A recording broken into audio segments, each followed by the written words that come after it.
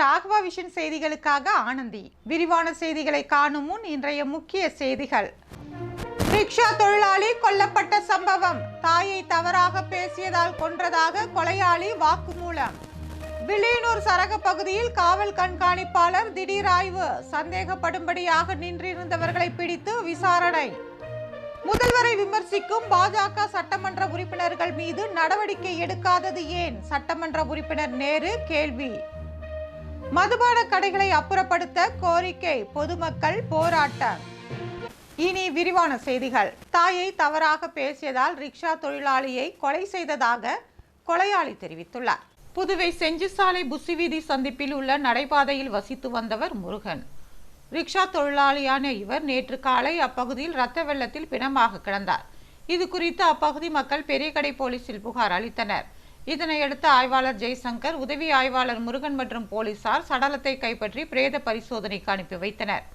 அப்பகுதியில் இருந்த கண்காணிப்பு கேமராவில் பதிவான காட்சிகள் மூலம் அவர்கள் குற்றவாளியின் அடையாளங்களை கண்டறிந்தனர். அதன் மூலம் நடத்திய விசாரணையில் புதுவை நெட்டப்பாக்கத்தை சேர்ந்த சித்தானந்தம் என்பவர் கொலை செய்தது தெரிய வந்தது. இதனையடுத்து சித்தானந்தத்தை போலீசார் கைது செய்து அவரிடம் விசாரணை நடத்தினர். அவரிடம் நடத்தப்பட்ட விசாரணையில் முருகனும் சித்தானந்தனும் சில நாட்களாக நண்பர்களாக பழகி வந்துள்ளனர். அப்போது முருகனிடம் இருந்து சித்தானந்தம் அடிக்கடி பணம் வாங்கி சாராயம் குடித்து வந்துள்ளார். இந்நிலையில் நேற்று முன்தினம் இரவு முருகன் பிளாட்பாரத்தில் குடிபோதையில் படுத்துக் கொண்டிருந்த போது சித்தானந்தம் அவரிடம் ஓசியில் பீடி கேட்டுள்ளார். அதற்கு முருகன் தர மறுத்துள்ளார். அப்போது இருவருக்கும் இடையில் வாய் தகராறு ஏற்பட்டுள்ளது. இருவரும் ஒருவரை ஒருவர் கையால் தாக்கி கொண்டுள்ளனர். அப்போது முருகன் சித்தானந்தத்தின் தாயை பற்றி தவறாக பேசியுள்ளார். இதனால் ஆத்திரமடைந்த சித்தானந்தம் முருகனின் தலையில் கல்லை போட்டு கொலை செய்ததாக கூறப்படுகிறது. இதனையடுத்து சித்தானந்தத்தை கைது செய்த போலீசார் நீதிமன்றத்தில் ஆஜர்படுத்தி சிறையில் அடைத்தனர். வில்லியனூர் சரகத்திற்குட்பட்ட பல்வேறு பகுதிகளில் காவல் கண்காணிப்பாளர் ரோந்து பணியில் ஈடுபட்டார். புதுச்சேரி வில்லியனூர் காவல் நிலையத்திற்கு உட்பட்ட பகுதிகளான கணுவாப்பேட்டை, சாமியார் தோப்பு உள்ளிட்ட பகுதிகளில் காவல் கண்காணிப்பாளர் வம்சித ரெட்டி தலைமையிலான போலீசார் சோதனை நடத்தினர். அப்போது சந்தேகப்படும்படியான 3 பேரை பிடித்து காவல் நிலையம் அழைத்து வந்து விசாரணை நடத்தினர். அப்போது அவர்கள் மீது ஏற்கனவே காவல் நிலையத்தில் வழக்கு பதிவு செய்யப்பட்டிருந்தது தெரிய வந்தது. இதனையடுத்து அவர்கள் தற்போது வசிக்கும் இடம், பழைய குற்ற வழக்குகளின் தற்போதைய நிலையில் நீதிமன்றத்தில் சம்மன் கொடுக்கப்பட்ட நாளில் சரியாக அவர்கள் ஆஜராகின்றனரா என்றும் அவர் கேள்வி எழுப்பினார். அவர்கள் மீது பிடிவாரண்ட் ஏதேனும் இருக்கிறதா என்றும் அவர் கேட்டறிந்தார்.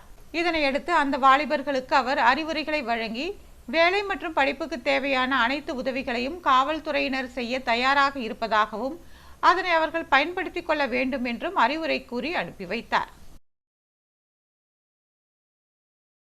முதல்வரை விமர்சிக்கும் பாஜக சட்டமன்ற உறுப்பினர்கள் மீது நடவடிக்கை எடுக்காதது ஏன் என்று சட்டமன்ற உறுப்பினர் நேரு கேள்வி எழுப்பியுள்ளார். புதுச்சேரி பொதுப்பணித்துறை அமைச்சர் லட்சுமி நாராயணனை விமர்சித்து திராவிட விடுதலை கழகத்தினர் நகர பகுதி முழுவதும் போஸ்டரை ஒட்டியது தொடர்பாக அவர்கள் மீது வழக்கு பதிவு செய்யப்பட்டுள்ளதா? இதனை கண்டித்து சுயேட்சை சட்டமன்ற உறுப்பினர் நேரு தலைமையில் 50க்கும் மேற்பட்ட பொதுநல அமைப்பினர் மாவட்ட ஆட்சியர் அலுவலகத்தை முற்றுகையிட்டு போராட்டத்தில் ஈடுபட்டனர். தொடர்ந்து துணை மாவட்ட ஆட்சியர் அர்ஜுன் ராமகிருஷ்ணன் அவர்களிடம் பேச்சுவார்த்தை நடத்தினார். இதனையடுத்து போராட்டம் கைவிடப்பட்டது. இதனையடுத்து செய்தியாளர்களிடம் பேசிய சட்டமன்ற உறுப்பினர் நேரு, பொதுப்பணித்துறையின் ஊழல் நடைபெறுவதாக போஸ்டர் ஒட்டியவர்கள் மீது வழக்கு பதிவு செய்துள்ளது கண்டிக்கத்தக்கது என்றார்.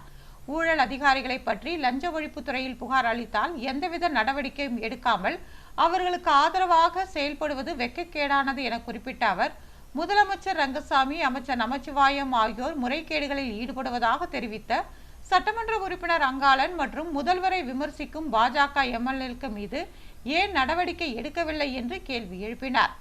அரசு துறைகளில் ஊழல் இல்லாத ஒரு துறையை காட்டினால் காலில் விழுந்து மன்னிப்பு கேட்க தான் தயார் என்றும் சவால் விடுத்தார்.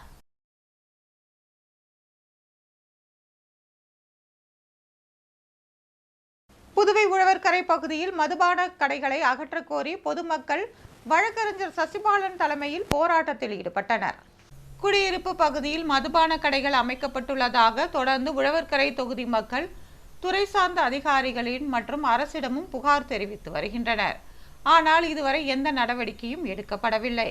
இதனையடுத்து வழக்கறிஞர் சசிபாலன் பொதுமக்களை திரட்டி மதுபான கடையை அப்புறப்படுத்த கோரி கண்டன ஆர்ப்பாட்டத்தில் ஈடுபட்டார். இதில் 100க்கும் மேற்பட்ட பொதுமக்கள் கலந்து கொண்டு அரசை கண்டித்து கண்டன கோஷங்களை எழுப்பினர். இதனால் அப்பகுதியில் சிறிது நேரம் பரபரப்பு ஏற்பட்டது.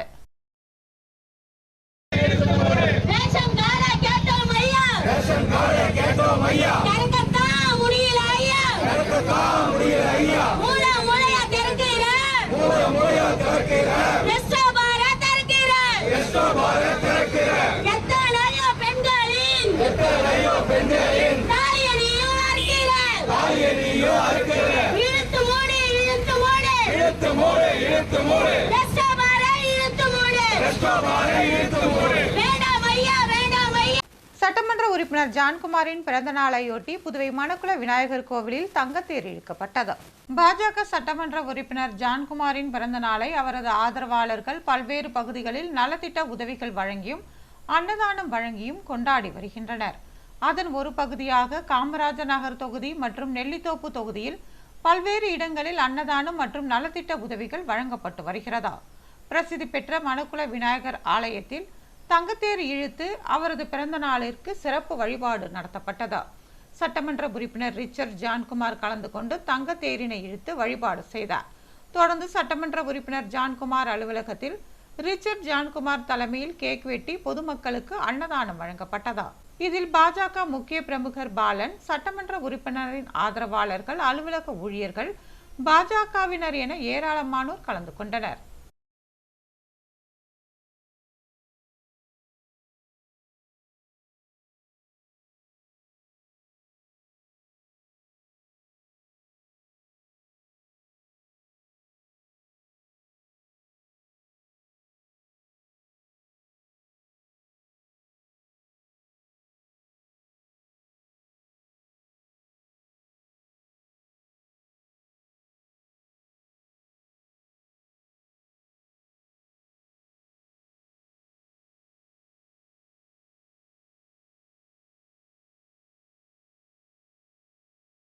காட்டாமணிக்குப்பம் பகுதியில் உப்புத்தன்மையற்ற குடிநீர் விநியோகம் செய்ய சட்டமன்ற உறுப்பினர் பிரகாஷ்குமார் நடவடிக்கை எடுத்துள்ளார்.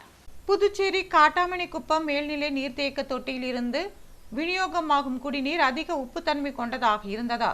இதனை தொகுதி பொதுமக்கள் தொகுதி சட்டமன்ற உறுப்பினர் பிரகாஷ்குமாரிடம் முறையிட்டனர்.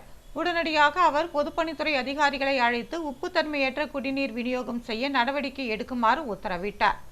அதன் மீது நடவடிக்கை எடுத்து புதியதாக ஆழ்துளை போர்வெல் அமைத்து புதிய உப்புத்தன்மையற்ற சுகாதாரமான குடிநீர் காட்டாமணிக்குப்பம் மேல்நிலை நீர்த்தேக்க தொட்டியில் இருந்து இன்று முதல் விநியோகம் செய்யும் நிகழ்ச்சி நடைபெற்றதா.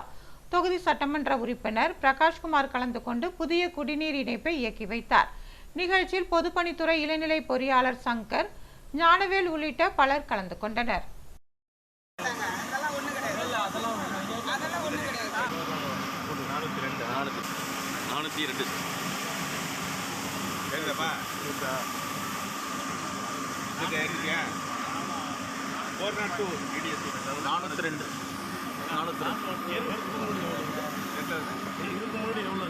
பணி நிரந்தரம் செய்ய கோரி சுகாதார இயக்க ஊழியர்கள் போராட்டத்தில் ஈடுபட்டனர். சமவேளைக்கு சம ஊதியம் என்ற உயர்நீதிமன்ற தீர்ப்பை அமல்படுத்த வேண்டும்.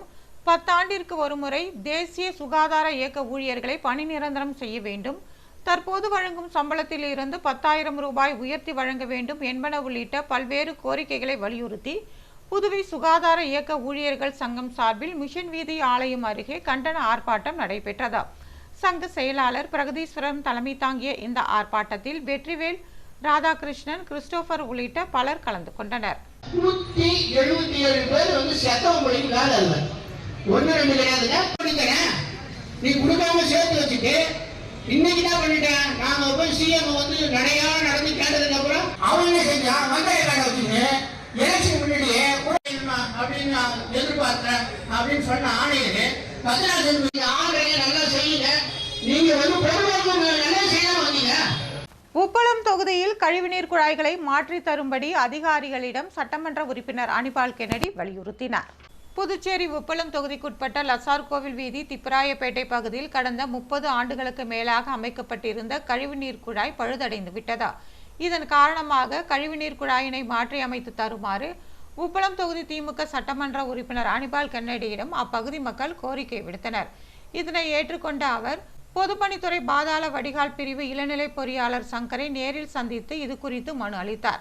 சட்டமன்ற உறுப்பினர் அனிபால் கென்னடியின் கோரிக்கையை ஏற்று புதிய பைப்லைன் அமைத்து தருவதாக அதிகாரி உறுதியளித்தார். அப்போது தொகுதி செயலாளர் சக்திவேல், துணை அமைப்பாளர் மிஷல், கிளை செயலாளர் ராகேஷ் உள்ளிட்ட பலர் கலந்து கொண்டனர். பைப்பு இது வேலை செய்கிற வேலையெல்லாம் வந்து ஒரு ப்ராசஸ் இருக்குது, கவர்மெண்ட் ப்ராசஸ் இருக்குது. அது நான் எம்எல்ஏ லெட்டர் வாங்குறேன், அதை பண்ணித்தரேன். சரிங்களா? அது முள்ளுக்குள்ள அந்த பைப்பு கலெக்டர் வந்து கலெக்டர்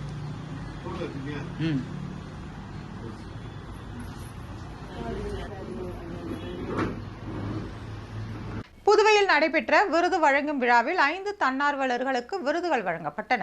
புதுச்சேரி அண்ணா சாலை பகுதியில் உள்ள தனியார் நட்சத்திர உணவகத்தில் புசியன் கிளப்பின் 25வது வார கொண்டாட்டம் நடைபெற்றதா.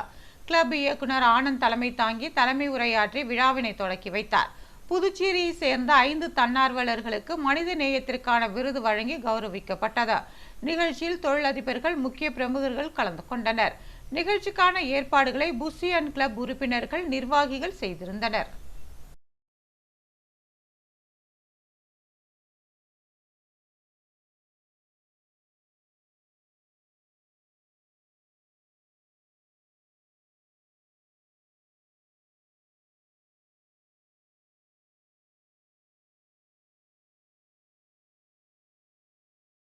எஸ்டிபிஐ கட்சியின் 16வது ஆண்டு துவக்க விழாவில் ஏராளமானோர் கலந்து கொண்டனர்.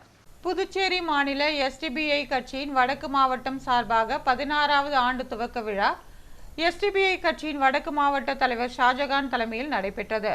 புவன்கரை வீதி மாதவா மருத்துவமனை அருகே கட்சியின் கொடியேற்றும் நிகழ்ச்சி நடைபெற்றது. இதில் வடக்கு மாவட்ட தலைவர் ஷாஜகான் கலந்து கொண்டு கட்சி கொடியை ஏற்றி பொதுமக்கள் மற்றும் நிர்வாகிகளுக்கு இனிப்புகளை வழங்கினார். நிகழ்ச்சியில் எஸ்டிபிஐ கட்சி சார்பாக ஆட்டோ ஓட்டுநர்களுக்கு சீருடைகள் வழங்கப்பட்டது. மாநில துணைத் தலைவர் அனிஃபா, செயலாளர் ரஃபிக் மன்சூர், பொருளாளர் முகமது காசிம், மாநில பேச்சாளர் அப்துல்லா, வடக்கு மாவட்ட துணைத் தலைவர் முஸ்தபா உள்ளிட்ட பலர் கலந்து கொண்டனர்.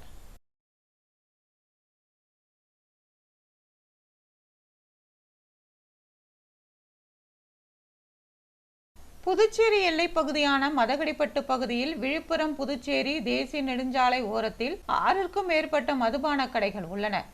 இந்த மதுபான கடைக்கு மது அருந்த வருபவர்கள் வாகனத்தை நிறுத்துவதற்கு தனியாக இடமில்லை. கடைகள் அனைத்தும் சாலைகளை ஒட்டியே அமைந்துள்ளதால் மது குடிக்க வரும் மதுப்பிரியர்கள் சாலையிலேயே தங்களது வாகனத்தை நிறுத்திவிட்டு மது குடிக்க சென்று விடுகின்றனர். இதனால் அடிக்கடி அங்கு வாகன நெரிசல் ஏற்பட்டு விபத்தும் ஏற்படுகிறது. மது அருந்த வரும் மது பிரியர்கள் மது பாட்டில்களை வாங்கிக் கொண்டு நெடுஞ்சாலை அருகிலேயே கழிவுநீருக்காக கட்டப்பட்டுள்ள கழிவுநீர் வாய்க்கால் மேலே சாலையில் அமர்ந்து கும்பலாக அமர்ந்து மது அருந்துகின்றனர். அவர்கள் மது பாட்டில்களை சாலையிலேயே வீசிவிட்டு செல்கின்றனர். அந்த மது பாட்டில்கள் உடைந்து சாலையில் செல்வோரின் கால்களை கிழித்து விடுகிறதா. சாலை அருகே வீடுகள் நிறைந்த பகுதியில் அமர்ந்து குடிக்கும் மது பிரியர்கள் ஆபாசமாக பேசுவதால் அந்த வழியாக பேருந்திற்காக காத்திருக்கும் மக்கள் முகம் சுழித்தபடி செல்கின்றனர். இதனை போலீசாரும் கண்டுகொள்வதில்லை.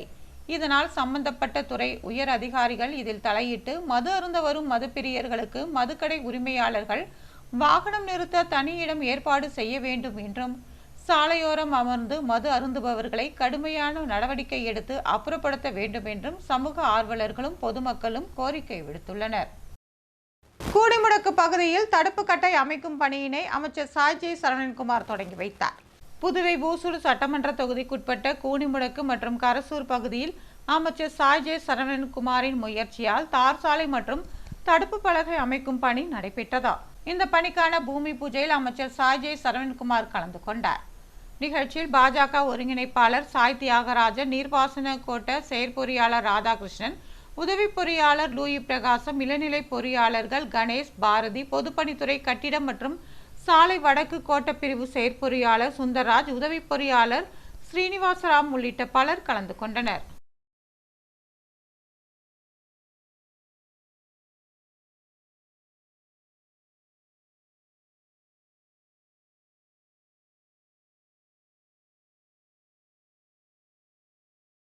கூடிமுடக்கு தியான திருக்குடலில் மாத சிவராத்திரி கொண்டாடப்பட்டது.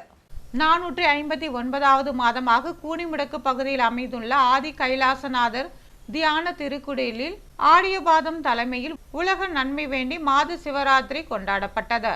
இந்த வழிபாட்டில் சுவாமிக்கு பால், தயிர், சந்தனம், மஞ்சள், பஞ்சாமிர்தம், தேன், அபிஷேகத்தூள், விபூதி, அரிசி மாவு, பன்னீர், பழச்சாறு உள்ளிட்ட பல்வேறு பொருட்களால் அபிஷேகம் செய்யப்பட்டதா. இதனைத் தொடர்ந்து மகா தீப ஆராதனை காட்டப்பட்டதா. இதில் புதுச்சேரி, திண்டிவனம், பண்ருட்டி, விழுப்புரம் உள்ளிட்ட பல்வேறு பகுதிகளைச் சேர்ந்த பக்தர்கள் கலந்து கொண்டனர். இதில் தேவாரம் பாடப்பட்டது. தொடர்ந்து விழாவில் கலந்து கொண்ட பக்தர்களுக்கு அன்னதானம் வழங்கப்பட்டது. நிகழ்ச்சிக்கான ஏற்பாட்டினை ஆலய நிர்வாகி சிவனடியார், கலியுக பெருமாள் மற்றும் ஆலய குழு உறுப்பினர், ஆலய நிர்வாகிகள் செய்திருந்தனர்.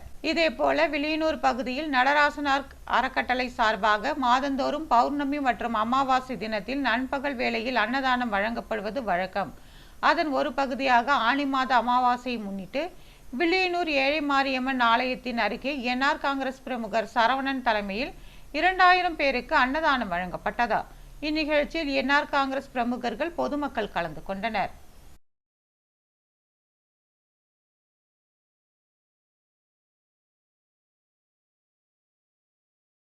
புதுவையில் இன்று தங்கம் மற்றும் வெள்ளி விலை விவரம். தங்கம் ஒரு கிராம் 6700 ரூபாய். ஒரு சவரன் தங்கம் 53,600 ரூபாய். வெள்ளி 10 கிராம் 947 ரூபாய். மீண்டும் இன்றைய முக்கிய செய்திகள். ரிக்ஷா தொழிலாளி கொல்லப்பட்ட சம்பவம். தாயை தவறாக பேசியதால் கொன்றதாக கொலையாளி வாக்குமூலம். வில்லியனூர் சரக பகுதியில் காவல் கண்காணிப்பாளர் திடீர் ஆய்வு. சந்தேகப்படும்படியாக நின்றிருந்தவர்களை பிடித்து விசாரணை. முதல்வரை விமர்சிக்கும் பாஜக சட்டமன்ற உறுப்பினர்கள் மீது நடவடிக்கை எடுக்காதது ஏன்? சட்டமன்ற உறுப்பினர் நேரு கேள்வி. மதுபான கடைகளை அப்புறப்படுத்த கோரிக்கை, பொதுமக்கள் போராட்டம். இத்துடன் செய்திகள் நிறைவு பெறுகிறது. வணக்கம்.